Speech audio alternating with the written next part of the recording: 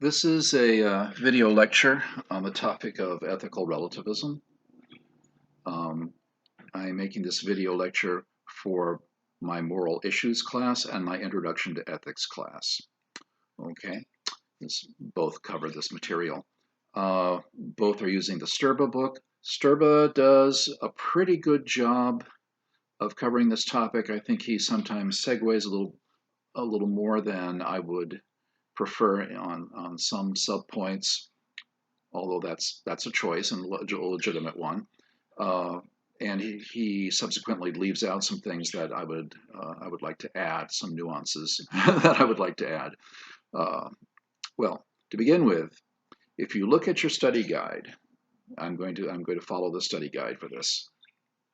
Look at your study guide. I begin with an excerpt from David Hume's An Inquiry into the Principles of Morals. Okay. Those who have denied the reality of moral distinctions may be ranked among the disingenuous disputants, nor is it conceivable that any human creature could ever seriously believe that all characters and actions were alike entitled to the affection and regard of everyone. Truth is disputable, not taste. What exists in the nature of things is the standard for our judgment. What each man feels within himself is the standard of sentiment.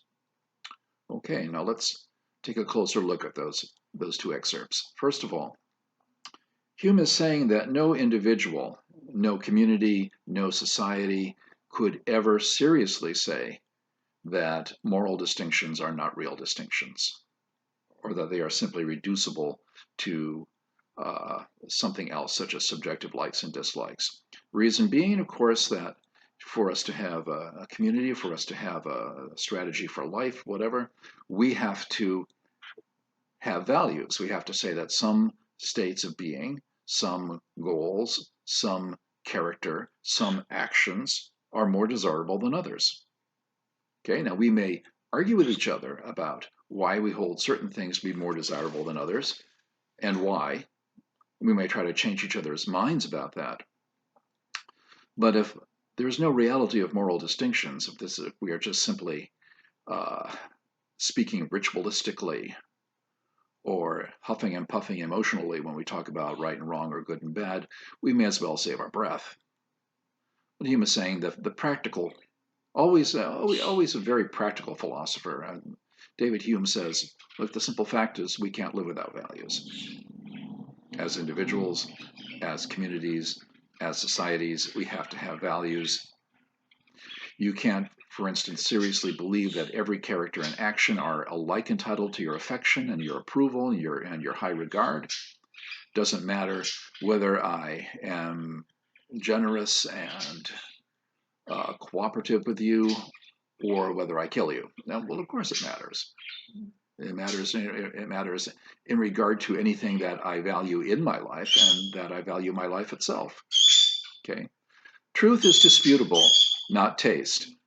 What exists in the nature of things is the standard of our judgment. What does that mean? It means, look, taste is one thing, and moral distinctions, Hume is suggesting, are not reducible merely to matters of taste. Now, we're going to look much more closely at that later. It's one thing for me to say, for instance, I don't like this particular genre of music. And for me to say it's morally wrong for you to like that genre of music. And basically, you'd have to be awfully weak-egoed and rigid in your worldview to say, well, music is one area in which we cannot say live and let live. You have to listen to the music that I like, and you have to like the music that I like, or you're a bad person. Although I've known people who seem to feel that way. They would not profess it to be a defensible belief, but more of a sort of emotional reaction on their part. For instance, you may, if you know enough about music, say Wagner's Tristan und Isolde is clearly a very great piece of music, a very great opera. In the same breath, you may say, I personally don't like opera, or I personally don't like Wagner's operas, but I acknowledge this is a great achievement. It's often true with modern art that people might say, I appreciate very well what this artist has accomplished, even though personally it doesn't appeal to my taste. Or conversely, you might say, this film, I really enjoy it. I understand it's not a great movie judged by any standard of cinema aesthetics. Not the writing, the directing, the photography, the acting. None of it's really all that good. Something about it. I just enjoy it. Well, that's fine. That's fine. It's entertainment. Okay. The National Theater in Berlin, I understand, had an inscription above the entrance that said, "Not merely to entertain, but to edify." Well, not everything has to edify. Not everything has to entertain. There are some things that are very edifying that are a little less entertaining because of that. And there are some things that are very entertaining that are not terribly edifying. They are separable. Okay, taste is simply what you feel. It's based on what you feel. It would take a rather aggressive kind of self-absorption to argue with people you ought to like the same flavor of ice cream that I like best. You have no right to like something else better. That would be kind of silly. Well, okay.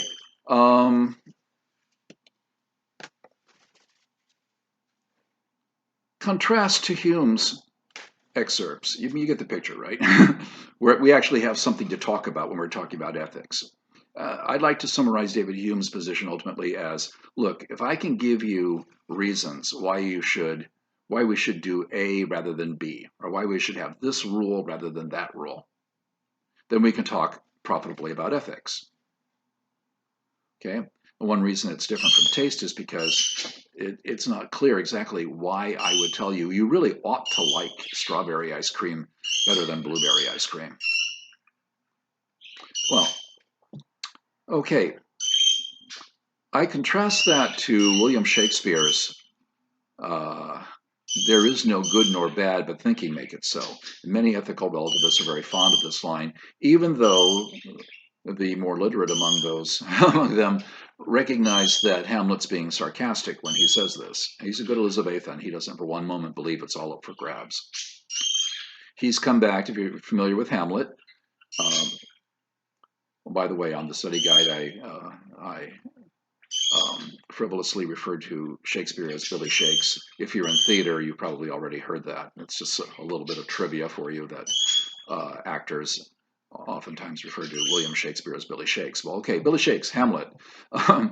Hamlet's come back to England. His father's dead. He finds out his father's ghost appears to him and says, "I was murdered. That creepy uncle of yours now wears my crown and has married your mother, and you have to do something about it." So Hamlet, of course, is distraught. And here come these two frivolous courtiers, Rosencrantz and Guildenstern. Well, imagine if you were in Hamlet's place. He is sarcastically saying to Rosencrantz and Guildenstern, these two frivolous courtiers, who are telling him, "It's just your attitude, Hamlet. Look, we're here in the court of Denmark. We don't think anything's wrong. We're having a good time." Hamlet says, "Well, then 'tis not for you. For there is no good nor bad, but thinking make it so." In other words, look at the mess we create when we just think, I'll do whatever I please, without reference to the consequences of our actions, or without reference to what kind of relationships we are creating or rendering impossible. Okay, I'm always reminded of the passage in the Old Testament just before the story of Noah. The beginning of the story of Noah. God, who at this point, the God of the Old Testament is portrayed much more like other Near Eastern gods, not perfect, not the way the medievals, or say post-Platonic interpretation of theology would portray God. God regrets creating the human beings. He said, "I made a mistake. Why would I ever have created these things to begin with? I'm going to have a flood and I'm going to wipe them all out." Because there's no redeeming them. This is a time, the passage says, where everyone has forgotten the law and just does whatever they please.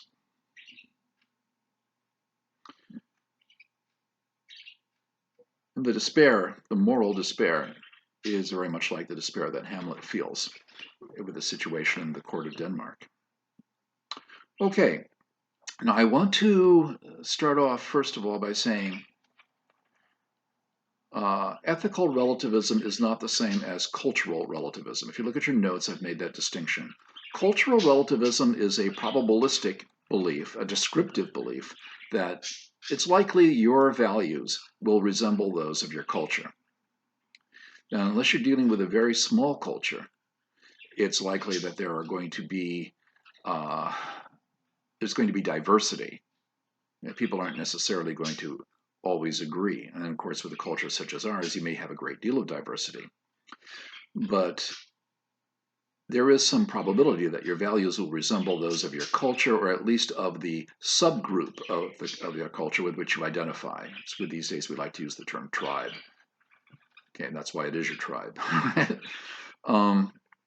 This is not a hard and fast sort of cause-effect determinism, because, of course, you can question your tribe's values, you can question your society's values, and you can, in fact,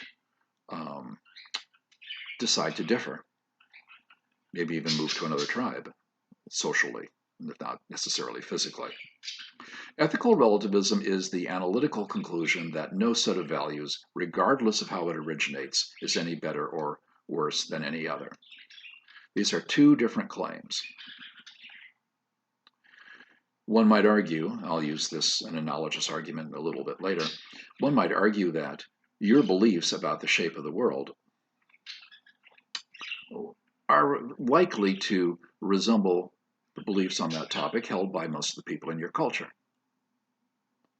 You may differ, but in all likelihood, you're going to believe what your culture believes. There's no question of truth there. It's a question of what you're likely to believe.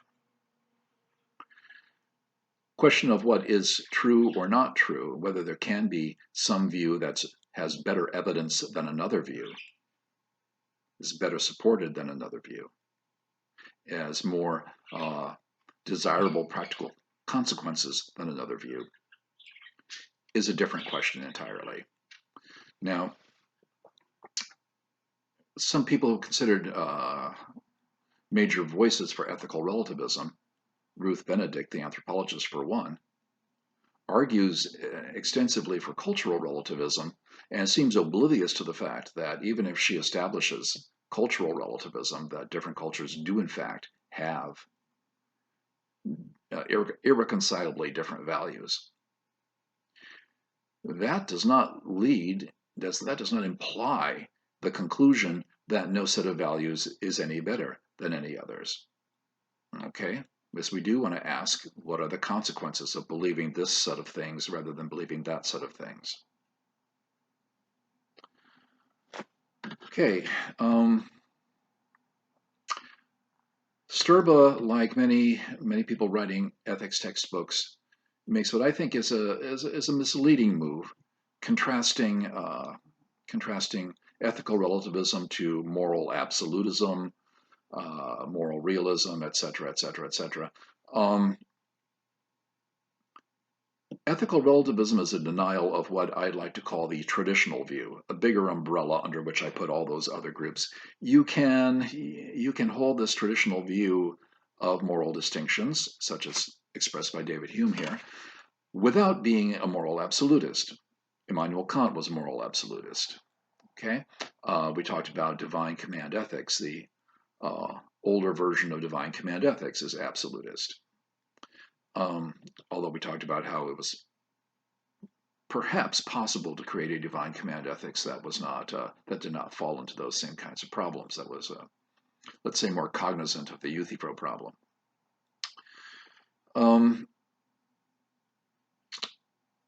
It's sort of it allows for a straw man fallacy. That is, you know what a straw man fallacy is, I presume, as I've used that term before. It's when instead of knocking down your real opponent, you create a straw man who is easy to knock down, and then say, see, knocked it down. You don't make the case for ethical relativism by knocking down moral absolutism, because that is not the only alternative.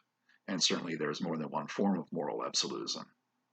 So, what is it the traditional view holds? Whatever else you believe that value judgments have literal meaning. I'm not just huffing and puffing, as I said before. I'm not just emoting. I'm not just speaking ritualistically when I say something is good or evil or right or wrong. I mean something. And one of the things that moral philosophy is supposed to do is to figure out what plausibly those terms might mean. Value judgments can, at least in some respects, be susceptible to evidence, especially if they include claims about instrumental goods. Okay? You remember the difference between intrinsic goods and instrumental goods. Instrumental goods, okay, involve judgments about cause and effect. If I do these things, it's going to promote these ends. It's going to expedite these goods. Well, there are factual judgments being made as regards those instrumental goods. So certainly evidence comes into play.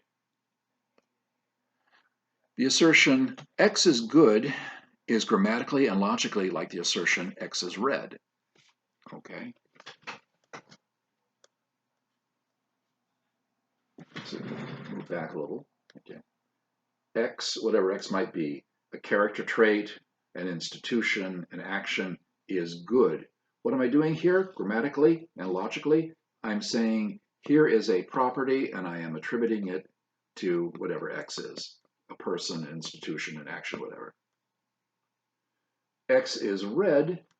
Look, grammatically it's the same. Logically, the traditional view would hold it is the same. Here is a property and I'm attributing it to X.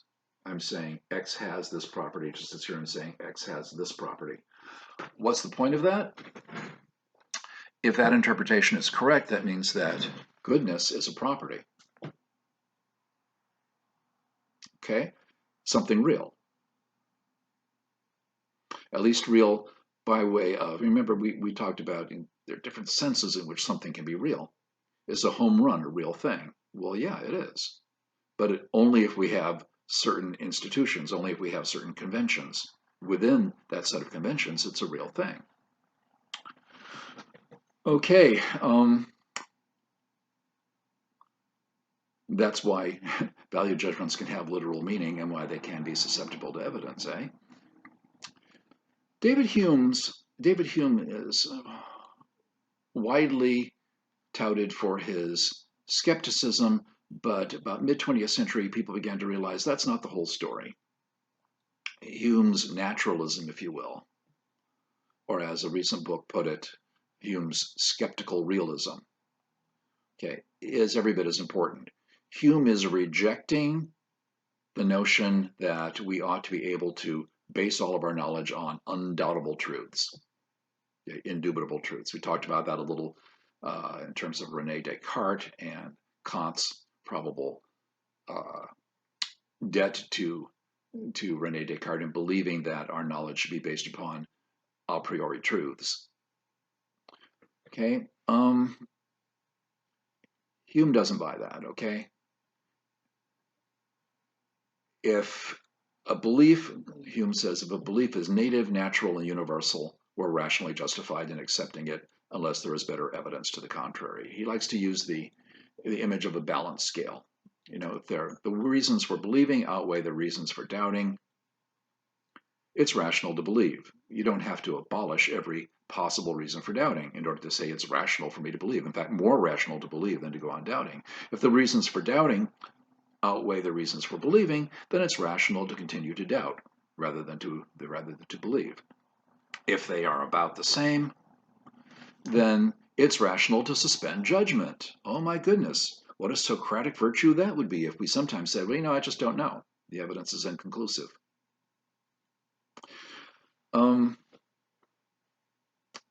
And of course, since this would make beliefs evidence-based, oh, there's that term again, evidence-based, that would mean that if new evidence is introduced, we might have to change our judgments. Or if some evidence we were counting is discredited, we might have to change our judgments. Okay, so there's plenty to talk about rather than simply dueling attitudes with the traditional view. If you embrace ethical relativism really, there isn't that much to talk about, really. None of this really is referencing anything in the world that is more than just an attitude or a sentiment or taste. I might as well be telling you, look, I'm sorry, country music is terrible. You should really like heavy metal. You know what? What possible reason could I give you that would be compelling that you should like one musical genre better than another? Well, there you go. But on the other hand, I can give you compelling reasons why we should have rules against lying, cheating, stealing, uh, insincere promises, etc., etc., etc. Okay? Now, the skeptical challenges to the traditional view would say that the assertion X is good is grammatically, but not logically, like the assertion X is red. Ethical terms, such as good and evil, right and wrong, don't denote real properties. Okay? The response to that assertion is simply, look, the traditional view can account for real-world language. Ethical relativism cannot. Every natural language treats moral predicates, good and bad, right and wrong, as if they are real properties. As David Hume put it, if something is native, natural, and universal, then we need awfully good reason for rejecting it before we reject it. If everybody sees the elephant in the room except for you, it may be that everybody else is wrong and there is no elephant in the room. A magician can create that illusion through the use of thin slatted mirrors. Seriously, have you ever seen that on stage? There's an elephant on stage and bloop, all of a sudden he's gone. Well, actually, the elephant was never there. It was an illusion created with mirrors. So it is possible that we are mystifying ourselves with language or with habits of thought we haven't critically examined. But everybody sees the elephant in the room except for you. The burden of proof is on you to say why it is that you believe that there is no elephant in the room and how it is that everyone else came to be mistaken about it. So, the debate. There are three arguments that are most commonly given in defense of ethical relativism.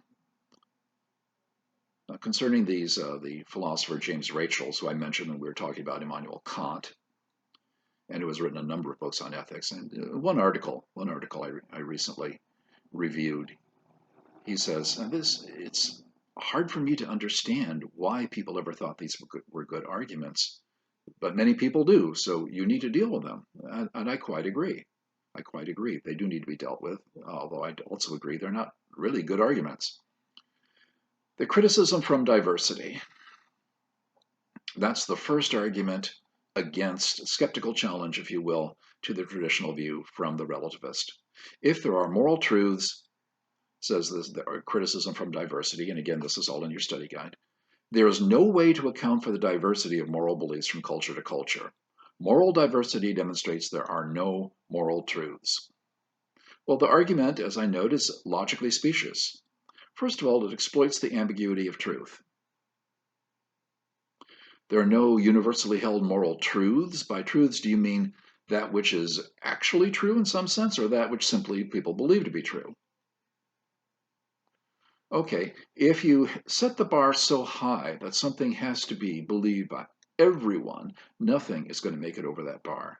Science won't make it over that bar. Mathematics won't make it over that bar.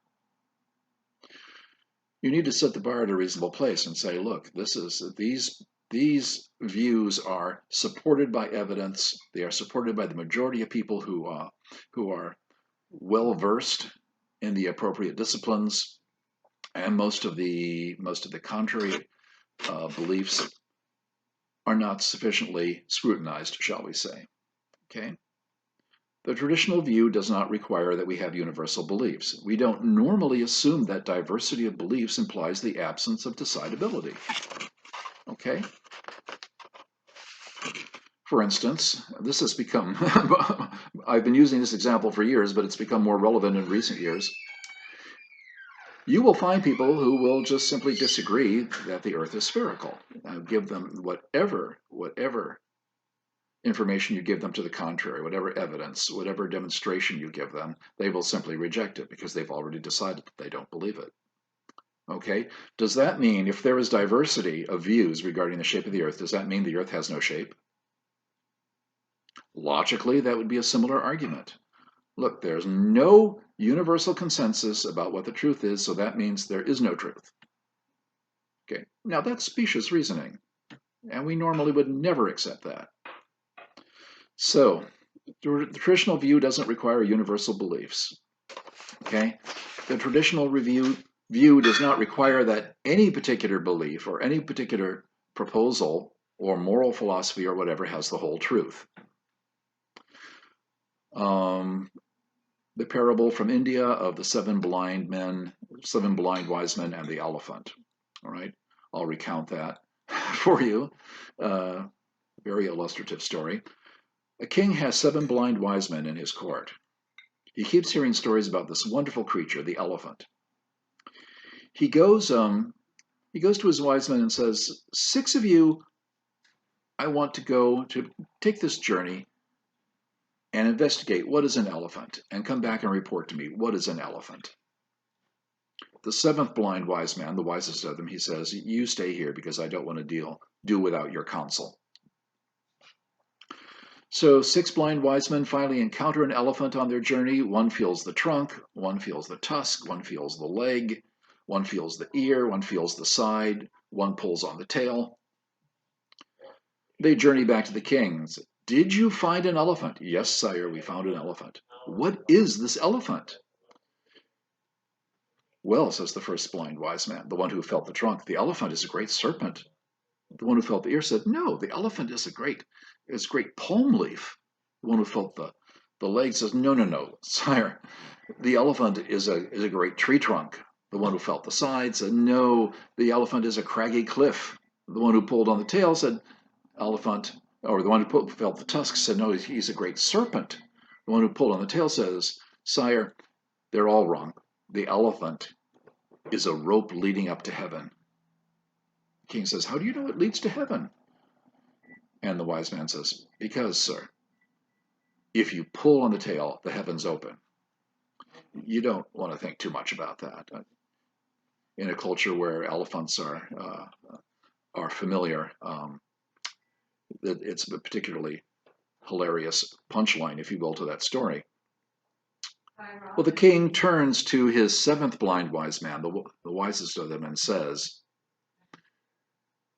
what do you make of all this diversity of views? The 7th blind wise man says, I think they are all correct insofar as they have recounted their own experience. But I think they are all wrong insofar as they believe their experience is all there is to the matter. If you find a point of view that will show the relationship between all their different experiences, then you may be closer to knowing what an elephant actually is. Okay, so holding the traditional view does not require that we think any one ethical philosophy or any one set of moral standards has the whole truth. They may each have a perspective, and that perspective may be incomplete and it may be imperfect. This is one reason why multiculturalism, as we'll discuss when we talk about Singer, is actually a tremendous benefit in trying to make progress in morals. Friedrich Nietzsche, the 19th century German philosopher, said that cultural incest, like biological incest, breeds idiots. What does he mean by that? Well, we all have flaws in our genetic code. If you have an offspring with someone whose genes are very different from your own, it's very unlikely, very small possibility that the defects in their genes and the defects in yours, which are now not presented, okay, not dominant, that those are going to combine and become a dominant trait, and you're going to have some sort of birth defect. But if you have an offspring by your sibling, or actually when there's a lot of inbreeding, say in certain cultures or certain lineages or whatever, you have inbred people inbreeding with other inbred people from within their own gene pool, there's a good chance that you're going to end up with the regressive genes combining and presenting as some sort of birth defect. Well, Nietzsche's drawing the analogy to culture and saying every culture has defects. Every culture has limitations to its understanding. Every culture has limitations to the way in which it attempts to do things. When we have cross-pollination between cultures, we're going to end up with something better than if we just keep feeding upon ourselves, in which case, whatever the weaknesses are, they'll just keep getting more and more and more pronounced. Okay. Now, it is not clear also that the degree of diversity claimed by some relativists actually exists. And indeed, social sciences from the late 20th century on are saying that was a bit hasty. Early 20th century social sciences say, oh yeah, it's all folkways and so forth, and it's all culturally determined. The more we learn about our genetic heritage, the more we learn about the relationship between genes and behavior, if you will, and neurology and behavior, more it seems like, genetically we're almost identical to each other. Neurologically, we're almost identical to each other, and we all live in the same world. Speaking broadly of, the laws of nature, it's very likely we're going to have things in common. In fact, they're going to have a lot of things in common.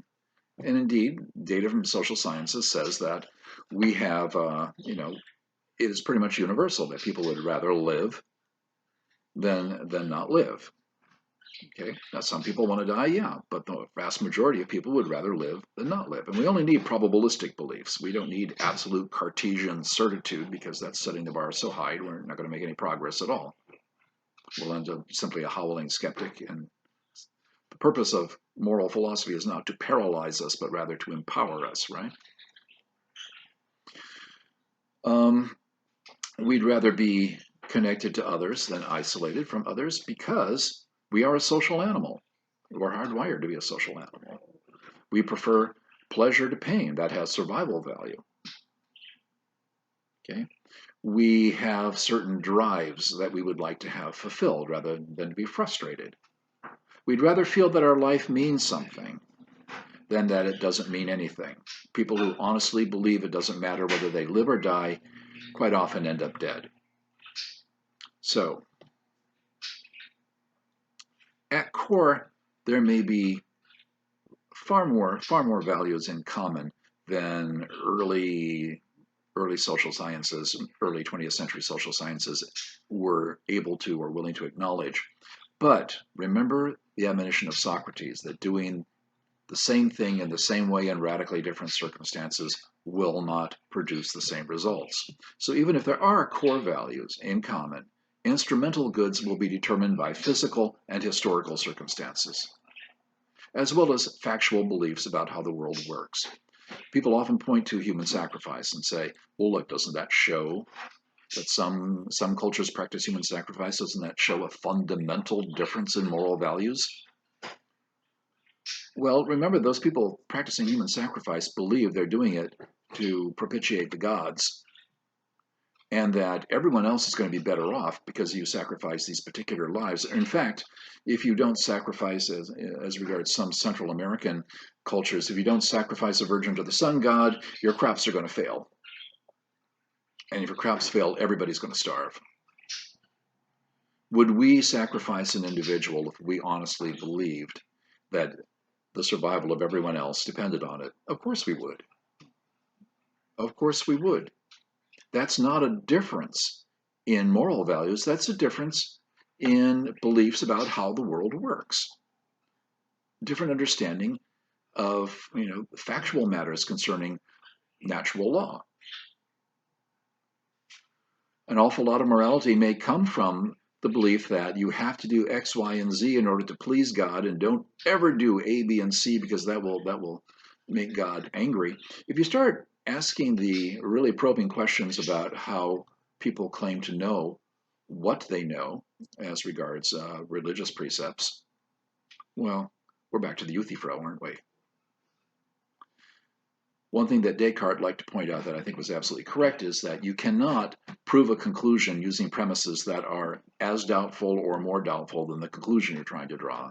So a lot of the claims that would be used to try to derive morality from tradition or from religion or whatever, the usual sources, are themselves using such dubious evidence that you really can't legitimately say you've demonstrated your conclusion. Okay, you get the point. So let's move on to the second argument, criticism from tolerance. It is remarkable how often we hear this, and it is remarkable that it is utterly false. The criticism from tolerance. If we hold any version of the traditional view, we are likely to try to impose our values on others. Relativism should be preferred for its greater tolerance. Hello, ethical relativist, didn't you just tell us that no set of values is intrinsically better than any other? So you can't simultaneously tell me that there are no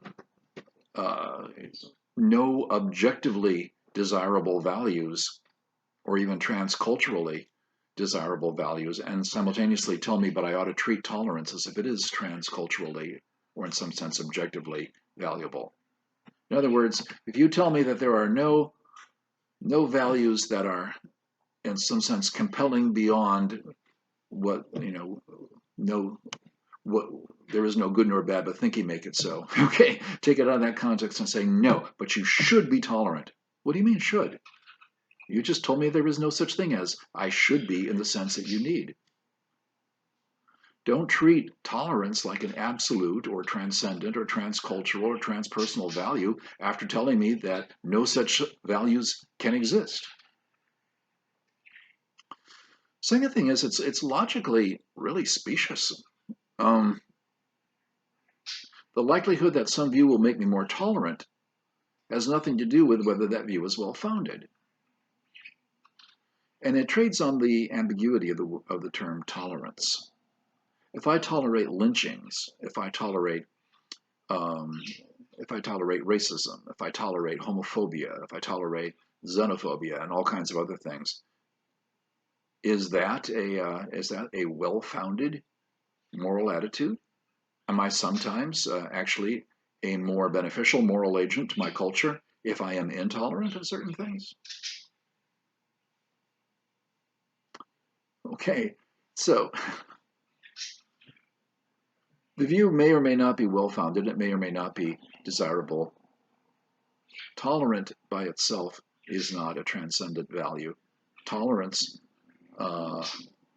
is ambiguous. Tolerant of what?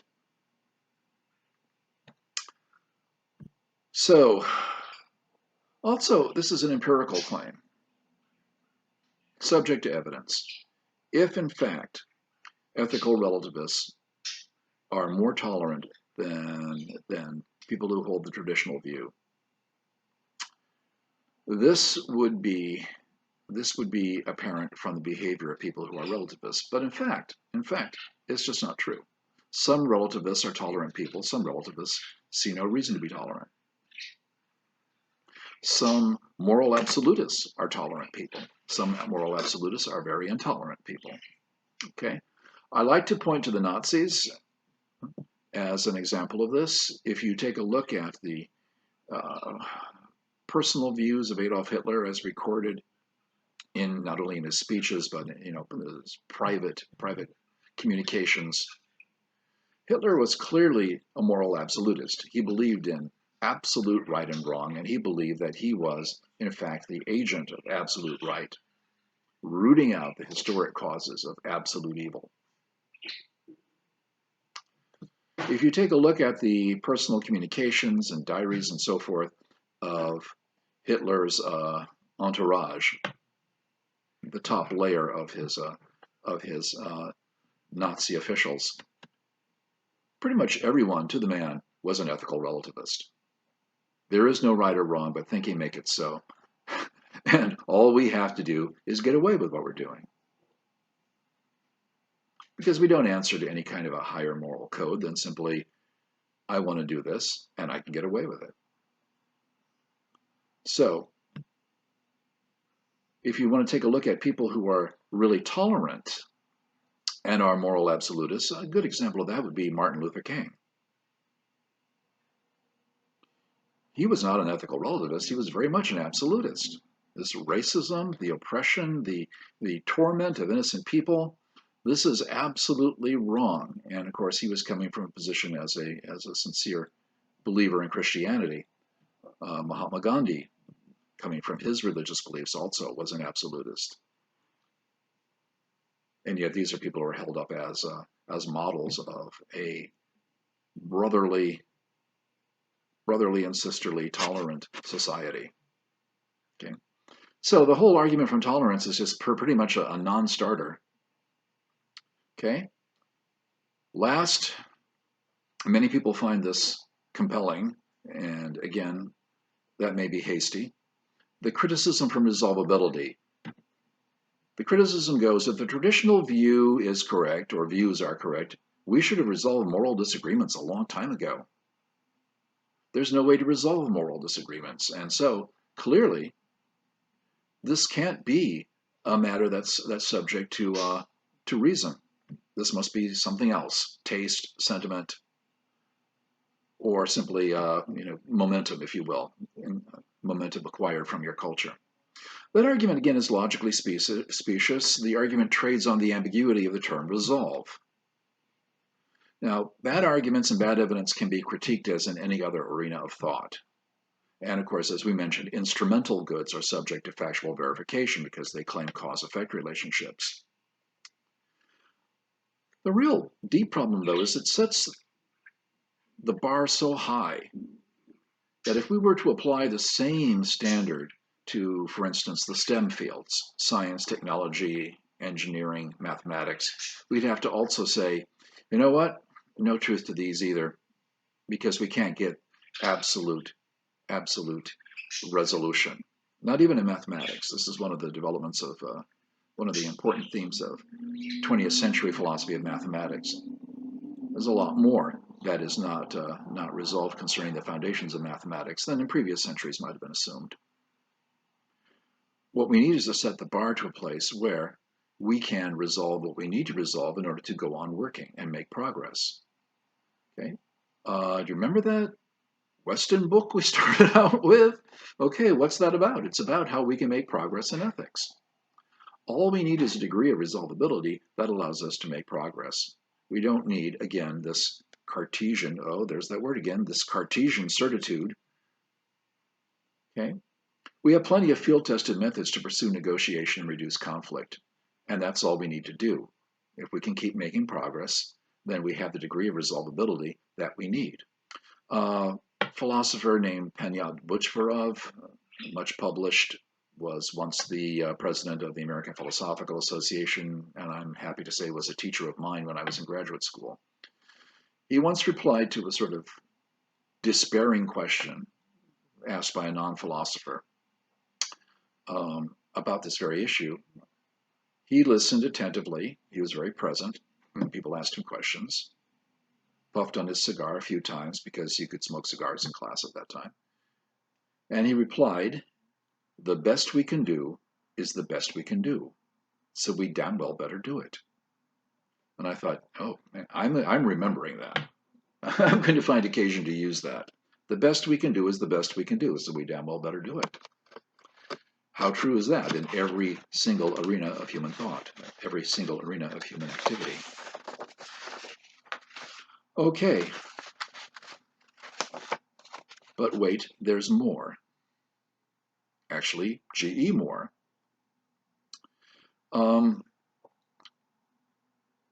A major event, if you will, in ethical philosophy in the 20th century was a debate by way of an exchange of a series of articles between G.E. Moore and C.L. Stevenson. Okay. Now, this is also in your study guide. I've spelled it out for you.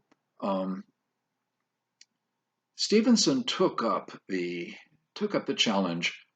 The traditional view explains how natural languages actually use moral predicates.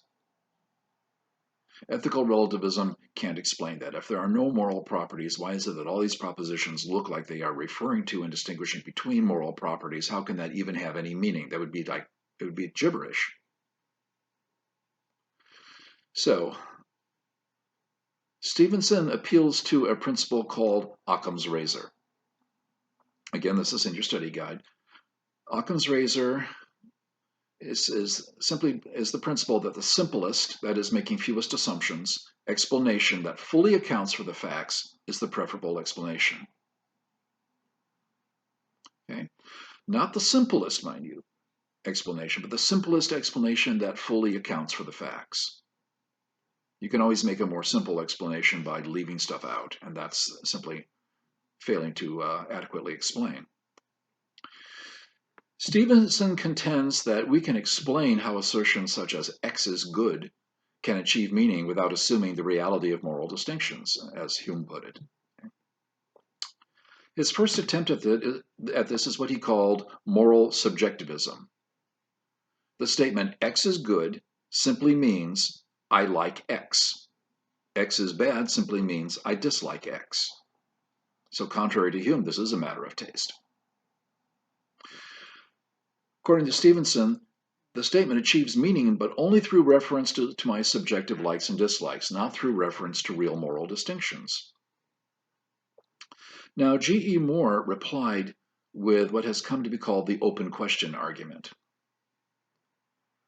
If A equals B, I cannot assert A while denying B without contradicting myself.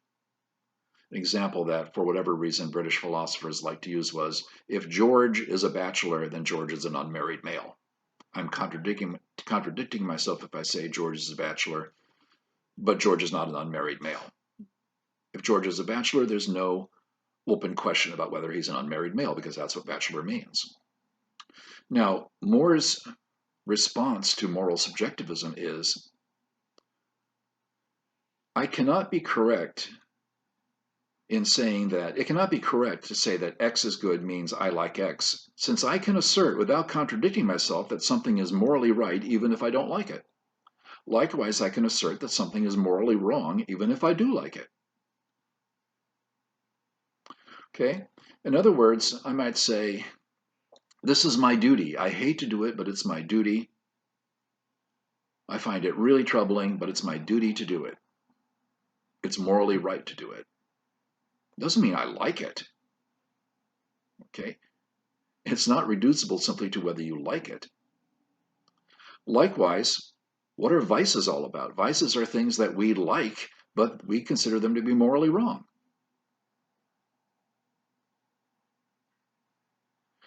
I'd like to point to, for this kind of discourse, I'd like to point to, say, Lifetime made-for-TV movies. A couple in an illicit tryst saying, oh, this is wrong, this is so wrong, yes, but I like it so much. Do you want me to stop? No, don't stop, ever. But it's wrong, it's so wrong, yeah, but yeah, and so forth and so forth and so forth. And it's cheesy, but it's, on the other hand, entirely intelligible, entirely understandable. Saying that it is morally good is different from saying I like it, but saying it's morally wrong is different from saying I don't like it. In fact, isn't that what vices are all about? When I was studying in Sri Lanka, a Canadian student said to our teacher something about, temptation rears its ugly head. And our teacher said, I do not understand this phrase. If temptation's head were ugly, it would not be tempting. The problem is that temptation's head is very pretty. All right, I can draw a distinction between I like it and I think it's right.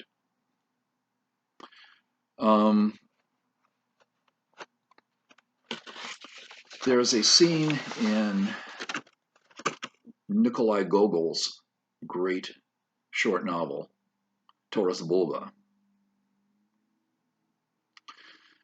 in which Taras Bulba, the leader of the Cossacks, has to kill his own son. Okay, they are at war with Poland. Poland was a major military power through a large portion of history. And the Cossacks, these nomadic peoples on the Russian steppes, the Russian plains, are at war with the Poles. Taras Bulba's son has gone over to the other side because he fell in love with a Polish woman, and Taras Bulba must now shoot his own son. His heart is breaking and he's weeping, and his son is weeping, not for fear of dying, but saying, "Father, I am so sorry I put you in this position. You must kill me. We both know it. You cannot act as if your son's life is more important than the lives of all the other sons of all the other people who trust you to be their leader." And he shoots his son, but it breaks his heart to do it. There's a scene in the Iliad where Homer records Zeus looking down at a battle between the Greeks and the Trojans. Zeus sees that one of his favorite heroes is about to be killed. Okay, now a hero, in the traditional sense, a hero is the offspring of a mortal woman and a god. So there's a special tie between Zeus and this hero. And he's about to be killed in battle, but Zeus has solemnly promised that he would stay his hand and not interfere in this battle. So, as Homer writes it, though Zeus cried tears of blood, he stayed his hand and would not intervene. Well, what kind of moral chaos does it introduce into the world if even the king of the gods won't keep his word? And obviously it's breaking his heart. Say, hey, I like seeing my favorite hero killed. No, it's not like it. I absolutely loathe it, but it's the morally right thing to do. So for these reasons, the open question argument is the reef upon which moral subjectivism crashes and sinks. Round two. Stevenson says, essentially, it is amazing how honest these two philosophers were in their exchanges. Stevenson basically says, you got me. You're right. But I think my mistake was actually treating moral discourse as if it has any literal meaning at all. Instead, I should regard moral discourse as having only emotive meaning. Okay? In other words, if we take away any literal meaning, we get rid of any basis for contradiction here. When I say X is good, that doesn't have any literal meaning. It just has an emotive meaning. It's like saying X is good is like saying, yay, X. X is bad is like saying, boo, X. So you see, no literal meaning, no basis for contradiction. We've sidestepped that objection. Now, Moore's response would be, this does not solve the previous problem. I can say something is good or bad without expressing any particular feelings. My duty may make me feel just awful, while my vices may evoke enthusiasm. Someone asked the old-time actress Mae West if she believed in original sin. She said, yeah, the more original, the better. If I have to choose between two evils, I usually choose the one I haven't tried before. Now, of course, that was part of her persona. Part of her star appeal was that she was supposed to be the naughty person, right? But she wasn't saying, oh, what, misbehavior? Boo, misbehavior. It's just quite the opposite. She was saying, this is fun. Now, supposing you're reading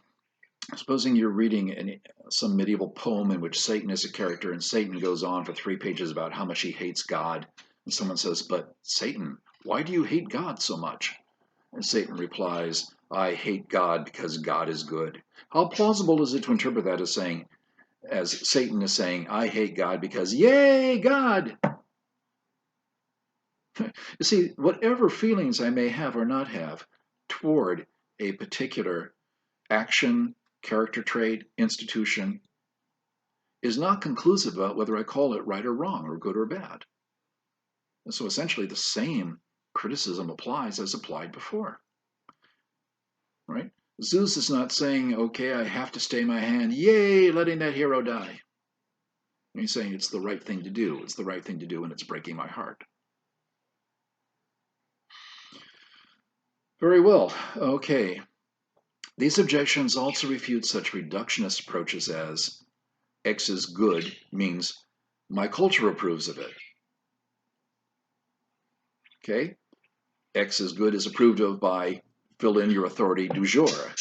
God, the gods, the authorities in my culture, whatever, or even me. We're back to Euthyphro kinds of problems if we say X is good means anyone, culture, individual, whatever, approves of it. We have exactly the same problems we looked at in the Euthyphro, right? And additionally, we have this open question argument. You probably don't remember because it was elliptical, but I think I said when we were studying the Euthyphro, I'm going to mention something later called the open question argument. That's going to pertain to all of this. And here it is.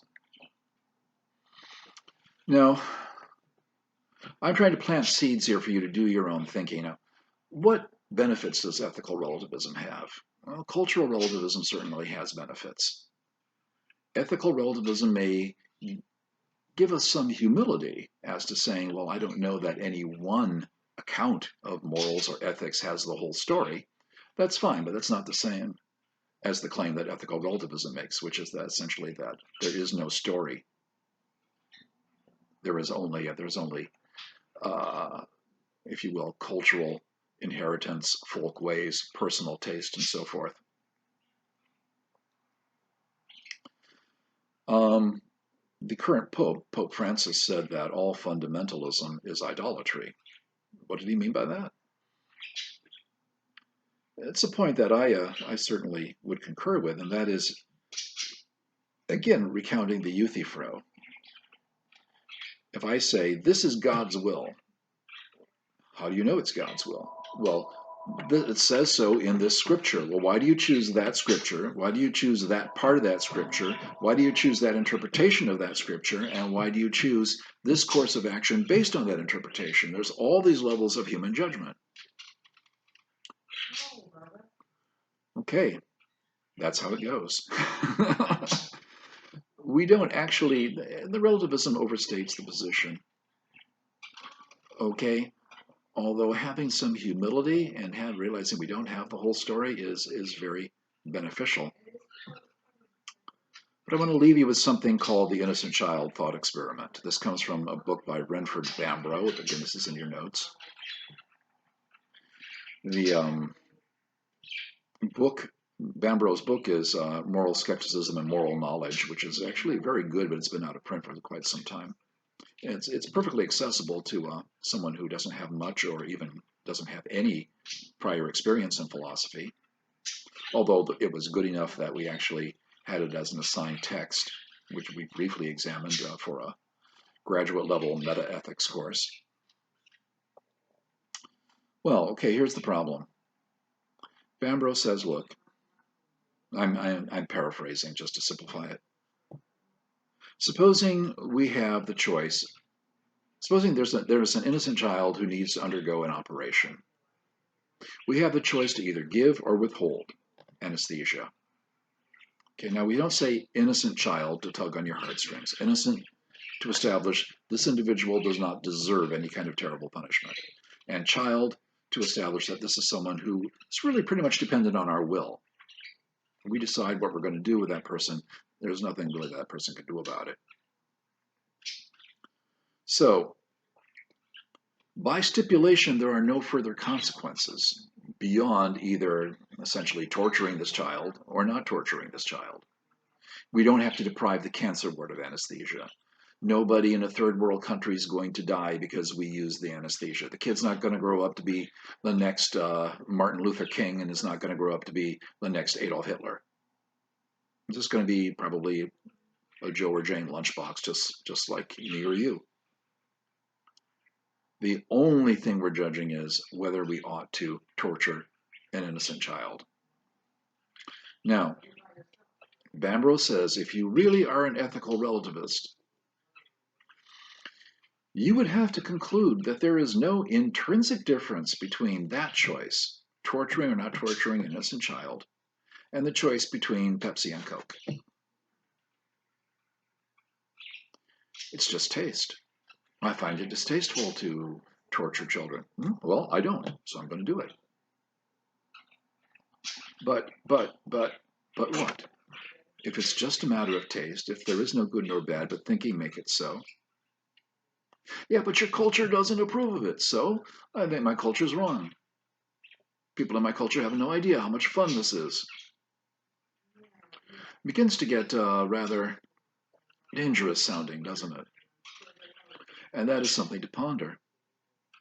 If the choice between torturing and not torturing an innocent child is no different, intrinsically, at core, no different than the choice between Pepsi and Coke, just a matter of taste, a matter of custom, that has consequences for how we behave in the real world. Okay, lots to think about.